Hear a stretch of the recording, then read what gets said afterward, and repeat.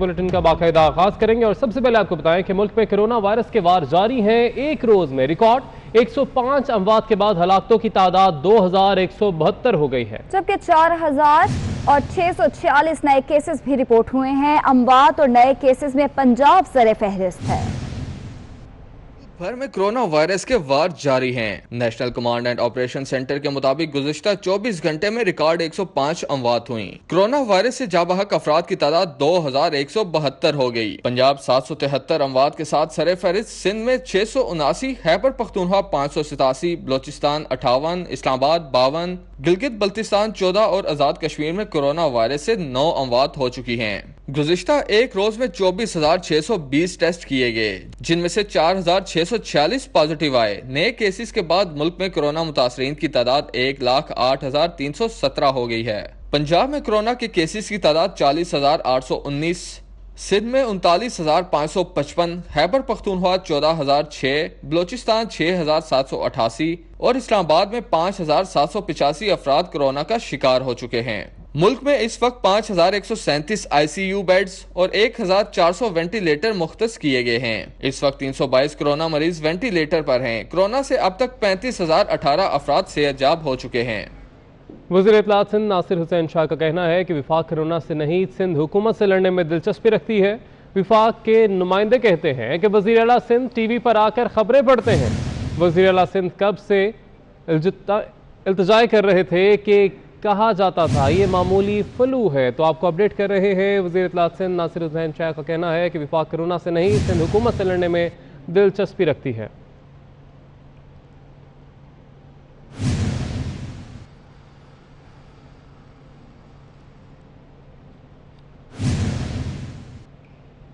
वज़ीर सेहत पंजाब यासीन राशिद का कहना है कि एक्टोमा इंजेक्शन लाइफ सेविंग नहीं, जबकि पहले ही कहा था कोरोना मुतासरीन की तादाद बढ़ेगी। लाहौर में कोरोना केसेस की तादाद 19,299 है। वो लाहौर में डॉक्टर्स के साथ न्यूज़ कॉन्फ्रेंस कर रही थी। लाहौर आपको पहले दिन से बताया है कि हमारा एपीसेंटर है। आज लाहौर में जो टोटल नंबर ऑफ इन्फेक्टेड लोग हैं वो 19,299 हैं। इसमें 75% वो लोग हैं जो तकरीबन 50 साल से ऊपर की उम्र में हैं और कोमॉर्बिडिटीज़ वाले, यानी जिसको ब्लड प्रेशर है, जिसको रीनल फेलियर पहले से हुआ है, डायलिसिस हो रही है, खुदा न खास्ता कैंसर के पेशेंट्स हैं, इम्यूनिटी कम है। ये वो सारे लोग हैं जिनकी बहुत ज़्यादा वल्नरेबिलिटी होती है और इन लोगों को, या डायबिटिक हैं, इन सारे लोगों को अपने आप को बचा के रखना चाहिए। अपने आप को आइसोलेट करें इन दिनों में, क्योंकि वजह यह है कि फैलाव बढ़ता जा रहा है और इसका असर सबसे ज़्यादा उन लोगों पे होगा जो उम्र में ज़्यादा है। लाहौर में कोरोना मरीजों की तादाद में इजाफा होता जा रहा है। WHO का पंजाब हुकूमत को इस हवाले से खत आया है। WHO ने कोरोना मरीजों की बढ़ती तादाद और अमवात पर खतरे की घंटी बजा दी है। WHO के खत में कहा गया है कि कोरोना SOPs पर सख्ती से अमल दरामद नहीं हो रहा। कम अज कम 2 हफ्ते का मुकम्मल लॉकडाउन वक्त की जरूरत है। लॉकडाउन खत्म होने के बाद रोजाना केसेस की तादाद 4,000 से तजावुज कर गई। पंजाब में कोरोना के रोजाना 50,000 टेस्ट होने चाहिए। WHO की जानिब से पंजाब हुकूमत को यह खत मौसूल हुआ है, जिसमें उनका कहना था कि कोरोना मरीजों की बढ़ती तादाद और अमवात पर WHO ने खतरे की घंटी बजा दी है। खत में यह भी कहा गया है कि कोरोना SOPs पर सख्ती से अमल दरामद नहीं हो रहा। कम अज कम 2 हफ्ते का मुकम्मल लॉकडाउन वक्त की जरूरत है। जबकि उनका यह भी कहना था कि लॉकडाउन खत्म होने के बाद रोजाना केसेस की तादाद 4,000 से तजावुज कर गई। आपको अपडेट कर रहे हैं, लाहौर में कोरोना केसेस की तादाद बढ़ती जा रही है। पंजाब सरे फहरिस्त है, जबकि आलमी इदारे सेहत ने पंजाब में बढ़ते हुए कोरोना केसेस और अमवात पर तशवीश का इजहार किया है और पंजाब हुकूमत को खत लिखा गया है, जिसमें कहा गया कि SOPs पर अमल नहीं किया जा रहा। कोरोना की रोकथाम के लिए कम अज कम 2 हफ्ते का मुकम्मल लॉकडाउन करना होगा।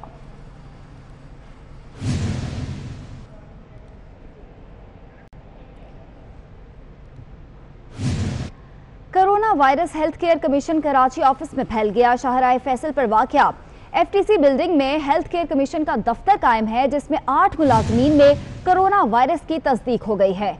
कराची से आपको अपडेट कर रहे हैं, जहां पे virus health care commission Karachi office में फैल गया है, जबकि शाहराह फैसल पर वाक़या FTC बिल्डिंग में हेल्थ केयर कमीशन का दफ्तर कायम है, जिसमें 8 मुलाजमीन में कोरोना वायरस की तस्दीक हो गई है।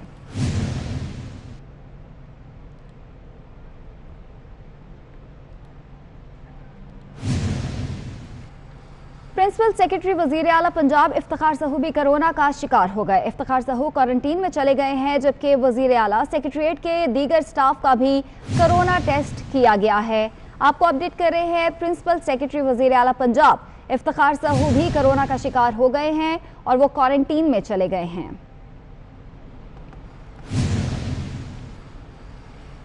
नेप्रा इस्लामाबाद के 20 अफसर और अमले के दीगर अरकान के कोरोना टेस्ट पॉजिटिव आ गए हैं। ईद उल फितर की छुट्टियों के फौरन बाद नेप्रा के तमाम अमले का कोरोना टेस्ट करवाया गया था।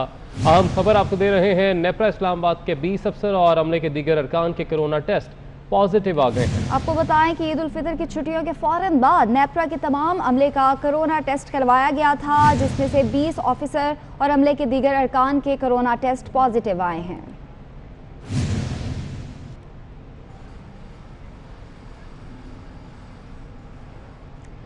असिस्टेंट कमिश्नर मंगूचर खालिकाबाद वकील खान काकड़ कोरोना से लड़ते हुए जिंदगी की बाजी हार गए। महकमा सेहत के मुताबिक कुछ रोज कबल असिस्टेंट कमिश्नर का कोरोना टेस्ट मस्बत आया था और अब वो जिंदगी की बाजी हार गए हैं। असिस्टेंट कमिश्नर हैं मंगूचर खालिकाबाद वकील खान काकड़, जिनका कोरोना से लड़ते हुए जिंदगी की वो बाजी हार गए हैं। महकमा सेहत के मुताबिक कुछ रोज कबल असिस्टेंट कमिश्नर का कोरोना टेस्ट मस्बत आया था।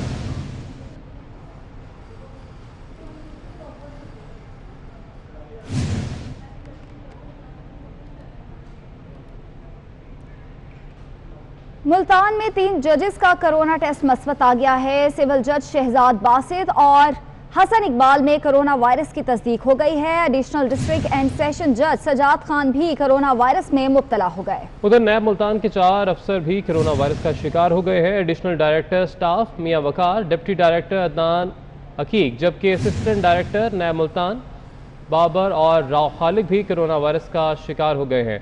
नैब अफसरों ने खुद को घरों में ही करंतना कर लिया है। मुल्तान में 3 जजेस का कोरोना टेस्ट भी मस्बत आ गया है, जबकि सिविल जज शहजाद बासित और हसन इकबाल में कोरोना वायरस की तस्दीक हो गई है। एडिशनल डिस्ट्रिक्ट एंड सेशन जज सज्जाद खान भी कोरोना वायरस में मुब्तला हो गए। उधर नैब मुल्तान के 4 अफसर भी कोरोना वायरस का शिकार हो गए।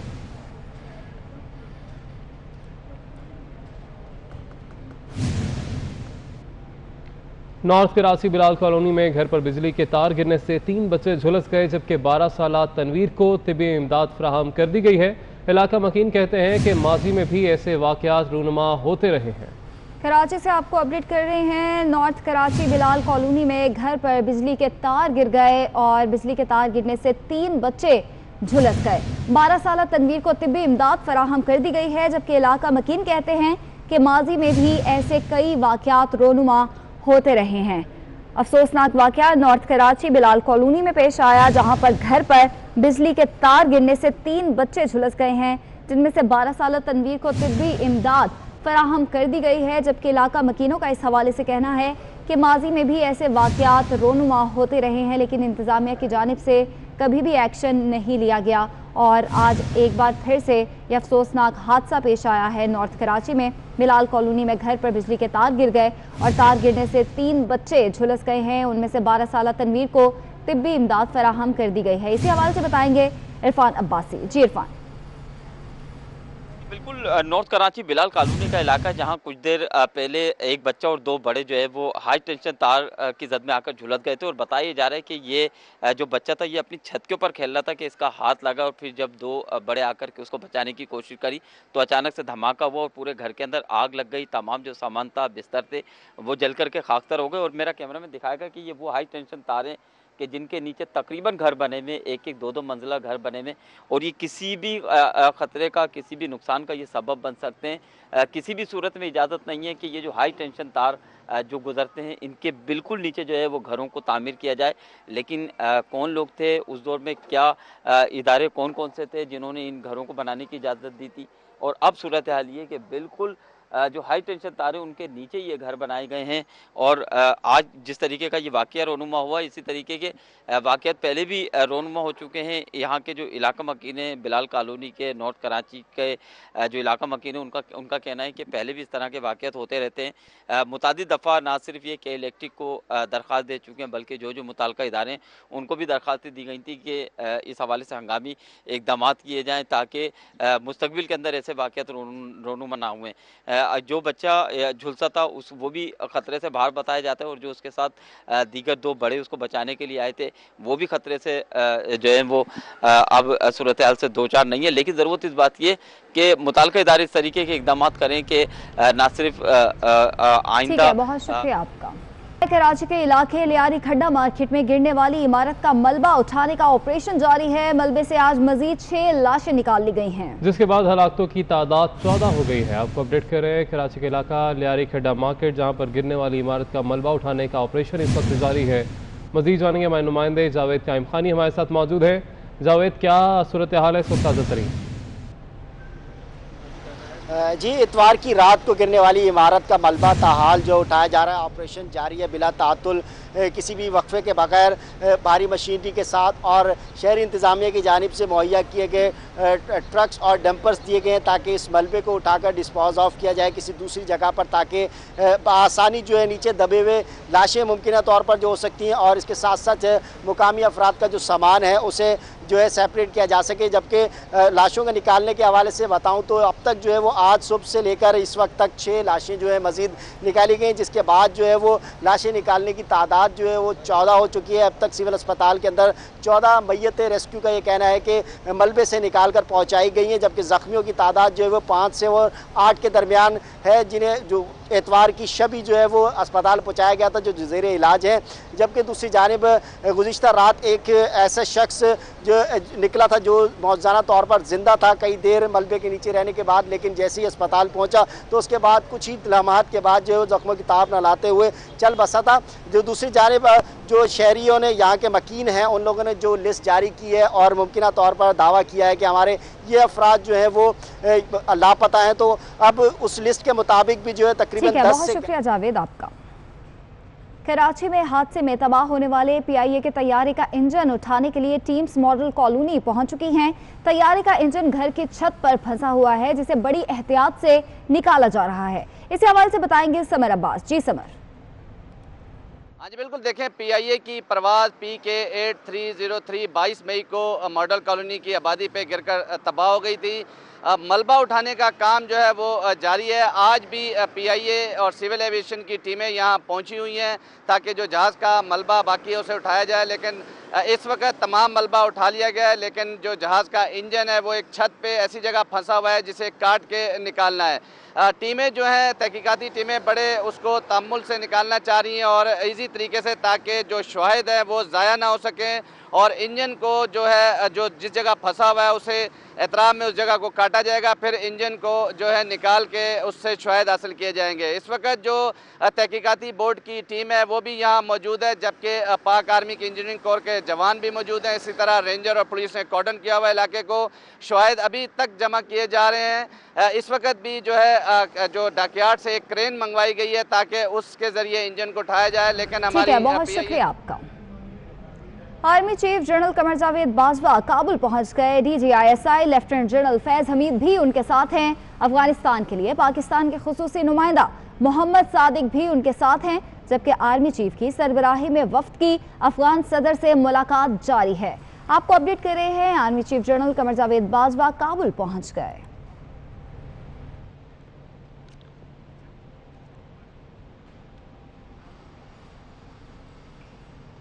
ऑपोजिशन लीडर शहबाज शरीफ की नायब ऑफिस लाहौर में पेशी की अंदरूनी कहानी 24 न्यूज़ पर। शहबाज शरीफ ने बैरून मुल्क बनाए गए असासों से मुतल्लिक तहरीरी जवाब जमा करा दिया है। शहबाज शरीफ ने 13 सवालों का जवाब नायब तफ्तीशी टीम को दिया है। मजीद जानेंगे हमारे नुमाइंदे सऊद भट्ट हमारे साथ मौजूद है। सऊद भट्ट, तफसीलात बताएगा। आज बिल्कुल अपोजिशन रहनुमा मियां मोहम्मद शहबाज शरीफ आज नायब लाहौर में पेशी थी। जराये की जानिब से बताया गया है कि मजमूई तौर पर 13 सवाल उनके सामने रखे गए थे, जिसमें अनिल मुसर्रत समेत जो कारोबारी शख्सियात के साथ उनका लेन देन है, के सवाल उनके सामने रखे गए। शहबाज शरीफ से पूछा गया कि आपने जितने भी बैरून मुल्क असासाजात बनाए और मुबैना तौर पर जो अपने दोस्त अहबाब से और रिश्तेदारों से कर्जा जहां हासिल किया उसकी तफसीलात क्या है, जिस पर शहबाज शरीफ ने डिटाई भरा जवाब दिया कि ये तमाम तफसीलात कारोबारी मसाइल के हवाले से सलमान शहबाज के पास मौजूद है, मेरे पास इसकी कोई डिटेल्स मौजूद नहीं। नैब ने 4 मशहूर ट्रांजैक्शन से मुतल्लिक रिकॉर्ड बाकायदा तौर पर शहबाज शरीफ के सामने रखा, जिस पर उन्होंने कहा कि इनके बारे में इंफॉर्मेशन नहीं है। तमाम तर रिकॉर्ड पहले भी नैब को दे चुका हूँ, बकिया अगर कुछ सवाल हैं तो वो बाद में इसका जवाब देंगे। शहबाज शरीफ से भी ये पूछा गया कि आपने दूसरे शहबाज को ताइफ में क्या कुछ दिया है। शहबाज शरीफ ने कहा कि जो भी मैंने बैरून मुल्क असासाजात बनाए अब तक उनमें से ज्यादातर मामला जो है वो सलमान शहबाज देख रहे हैं, कुछ असासाजात फरोख्त कर चुके हैं, इसकी अभी तक जो रिपोर्ट है वो मेरे पास नहीं है। दूसरे शहबाज के सवाल पर भी शहबाज शरीफ इस बात को गोल कर गए और कोई सही जवाब नैब को नहीं दे पाए। जरा की मजीद ये बताया। ठीक है सऊद, आपने अपडेट किया, बहुत शुक्रिया आपका। महंगाई एक साल में 8.2% बढ़ गई। चीनी की फी किलो कीमत में 13 रुपए जबकि 13 पैसे इजाफा हुआ। 20 किलो आटे के थैले की कीमत 175 रुपए बढ़ गई। गैस 190%, बिजली का फी यूनिट 2 रुपए 58 पैसे महंगा हुआ है। मजीद जानेंगे, हमारे नुमाइंदे वकास अजीम हमारे साथ मौजूद हैं।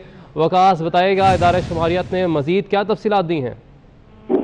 जी रवामान, इस साल का जो इख्तिताम है वो होने वाला है और इस साल के दौरान पाकिस्तान के आवाम को जो बुनियादी अशिया ज़रूरियाँ हैं उनकी कीमत में बहुत ज़्यादा इजाफा देखने को मिला है। खासतौर पर चीनी की कीमत में 13 पैसे फी किलो का इजाफा हुआ है। एक साल के दौरान जो चीनी की कीमत है वो 68 रुपये से बढ़कर 81 रुपये तक पहुँच चुकी है, जबकि इस हफ्ते के दौरान आटे का 20 किलो का थैला 175 रुपये महंगा हुआ है। और इसके साथ साथ जो छोटा गोश्त है वो 95 रुपये फी किलो महंगा हुआ है और बड़े गोश्त की कीमत 407 रुपये से बढ़कर 452 रुपये फी किलो तक हो चुकी है। एक साल में चिकन ब्रायलर की जो कीमत है वो 38 रुपये फी किलो इजाफा हुआ है, जबकि दाल मूंग 126 रुपये फी किलो महंगी हुई है। ठीक है वकास, शुक्रिया आपका। इंटरबैंक में डॉलर मजीद महंगा हो गया है। इंटरबैंक में 68 पैसे इजाफे के साथ डॉलर 164 रुपए से तजावुज कर गया है। आपको बता रहे हैं इंटरबैंक में डॉलर मजीद महंगा हुआ है। इंटरबैंक में 68 पैसे इजाफे के साथ डॉलर 164 रुपए से भी तजावुज कर गया है।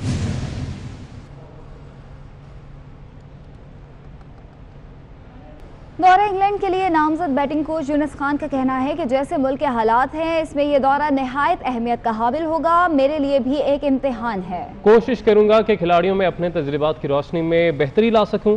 पाकिस्तान टीम के यंग टैलेंट से बहुत उम्मीदें वाबस्ता हैं। पूरे मुल्क की, पूरे वर्ल्ड की, उसके बाद ये उन चंद इवेंट्स में से है जो कि फ़ौरन उसके बाद हो रहा है।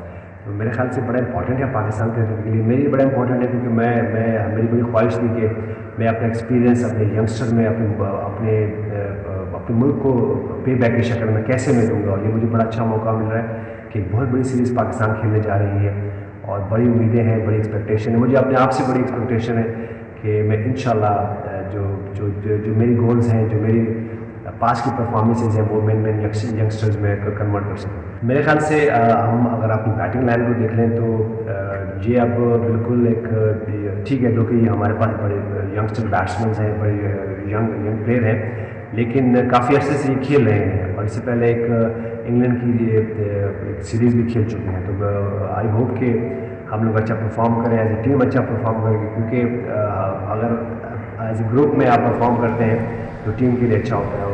उम्मीद है कि इंशाल्लाह पाकिस्तान FIA अमरीकी खातून सिंधिया रिची के खिलाफ कार्रवाई करने की मुखालिफ, जबकि FIA की जानिब से जवाब अदालत में जमा कराया गया जिसमें मौक़िफ़ इख्तियार किया गया है। शकील अब्बासी कानून के मुताबिक दरख्वास्त दायर करने के लिए मुतल्लिका शख्स नहीं, कानून सिर्फ मुतासरा शख्स और इसके लवाहिकीन को दरख्वास्त देने का हक देता है। अदालत दरख्वास्त मुस्तरद करे, ये मौक़िफ़ अपनाया गया है। इस हवाले से बात करेंगे, एहतशाम कियानी हमारे साथ मौजूद हैं। एहतशाम बताएगा। देखिए, शकील अब्बासी जो पाकिस्तान पीपल्स पार्टी इस्लामाबाद के सदर हैं, उन्होंने FIA में दरख्वास्त दायर की थी जिस पर उनकी दरख्वास्त पर कोई कार्रवाई नहीं हुई, FIR दर्ज नहीं की गई, जिसके बाद उन्होंने अदालत का दरवाज़ा खटखटाया। अदालत ने FIA को नोटिस जारी किया था और उनको अदालत में तलब किया था। आज FIA हुकाम जो अदालत में पेश हुए, उन्होंने तहरीरी जवाब भी अदालत में जमा कराया और उस जवाब में ये लिखा गया है कि जो शकील अब्बासी हैं वो उनका लोकस स्टैंडाई नहीं है, यानी वो मुतासरा फरीक भी नहीं है या उनके लवाहिकीन में से कोई नहीं है।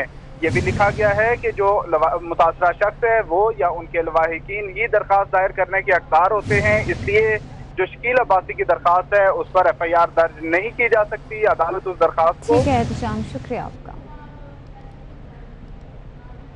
दादू से ताल्लुक़ रखने वाले पाक फौज के शहीद जवान महबूब अली की आज 16वीं बरसी मनाई जा रही है। उन्होंने वाना में 2004 में वतन दुश्मनों से लड़ते हुए जाम शहादत नोश किया। मजीद बताने हमारे नुमाइंदे कामरान को राय। जी कामरान, 16वीं बरसी मनाई जा रही है शहीद महबूब अली की। हम उनके गांव में मौजूद हैं, करीमदाद लुंड में। उनके भाई इम्तियाज़ अली हमारे साथ मौजूद है। हम उनसे पूछेंगे कि क्या तासरात हैं उनके। जी अस्सलाम वालेकुम। जी मेरा भाई महबूब अली, मेरा नाम इम्तियाज़ अली है। वो 2004 में शहीद हो गया था। हम तब तक छोटे थे। वो जब फ़ौज में गया था तो बहुत अपने खुश था, अपने शौक़ से गया था। हम भी खुश थे वो गया था। उसके जाने के बाद बहुत लोग गांव के वो भी उनके भी जज्बात उठ पड़े, वो भी गए आर्मी में। हमको खुशी है कि हमारा भाई इस मुल्क के लिए शहीद हुआ है, जान दिया है। इस मुल्क के लिए हमारे भाई ने अपनी जान दी है, ये हमारी बहुत खुशी है। अपनी जगह दुख भी है। भाई था, जवान था, 9 महीने उसने ड्यूटी की थी। उसने 9 महीने ड्यूटी की थी, आया था छुट्टी पे। शादी के बाद वो 10 दिन सिर्फ घर में था। उसके बाद वो चला गया, वो शहीद हो गया था। बस हम उस टाइम छोटे थे। हमको भी बहुत खुशी हुई कि हमारे भाई ने इस मुल्क के लिए जान दी है। और अभी भी हम बहुत खुश हैं कि अभी तक आर्मी वाले हमारे पास आते हैं, हमसे पूछते हैं। इतने साल हो गए हैं तब तक पूछते हैं, आते हैं, कहते हैं कोई मसला तो नहीं है, लेकिन सब कुछ पूछते हैं हमसे। जी बिल्कुल, यही जज्बात हैं कि उनकी शहादत को 16 बरस बीत गए हैं, लेकिन ठीक है, बहुत शुक्रिया कामरान, आपने अपडेट किया।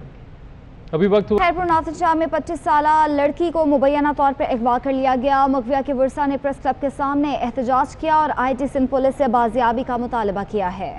आपको अपडेट कर रहे हैं। खैरपुर नासिर शाह में 25 साला लड़की को मुबैना तौर पर अगवा कर लिया गया।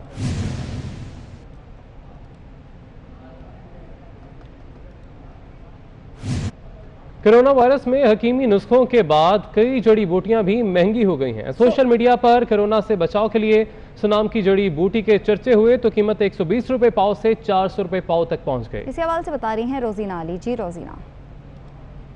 जी बिल्कुल, इस वक्त मैं इस्लामाबाद की अपारा मार्केट में मौजूद हूँ। कोरोना वायरस के तेज़ी से वार जारी थे कि ऐसे में कहा जा रहा था कि एहतियाती तदाबीर पर सख्ती से अमल करें और मुख्तलिफ जड़ी बूटियाँ इस्तेमाल करने का भी मशवरा दिया जा रहा था। मुख्तलिफ टोटकों की बातें सामने आ रही थी और ऐसे में ये मेरे हाथ में जो इस वक्त जड़ी बूटी है, सनामुखी इसको कहते हैं। और पहले जो है सनामुखी तकरीबन जो 120 रुपये पाव में फ़रोख्त हो रही थी या 100 रुपये पाव में फ़रोख्त हो रही थी, आज ये 400 रुपये पाव जबकि 1600 रुपये किलो में फ़रोख्त की जा रही है। और कई दुकानों पर जो है नायाब हो चुकी है, ये जड़ी बूटी नहीं मिल रही है। और हकीम जो है उनका कहना है कि ना सिर्फ ये जड़ी बूटी बल्कि जो दीगर हकीमी अद्वियात हैं या हकीमी जो जड़ी बूटियाँ हैं वो भी आहिस्ता आहिस्ता नायाब होती जा रही हैं। ऐसे अफराद जिनका जड़ी बूटियों पर इन्हिसार होता है उन्हें अब खासी मुश्किलात का सामना करना पड़ रहा है, क्योंकि उनका कहना है कि तिजारत जो है वो बहुत ज़्यादा मुतासिर हुई है कोरोना के बायस और बाहर से जो माल है वो अभी उस तरह से आ नहीं रहा। बहुत शुक्रिया रज़ीना, आपने अपडेट किया। न्यूज़ स्टूडियो से फिल वक्त इतना ही, हमारे साथ रहिएगा।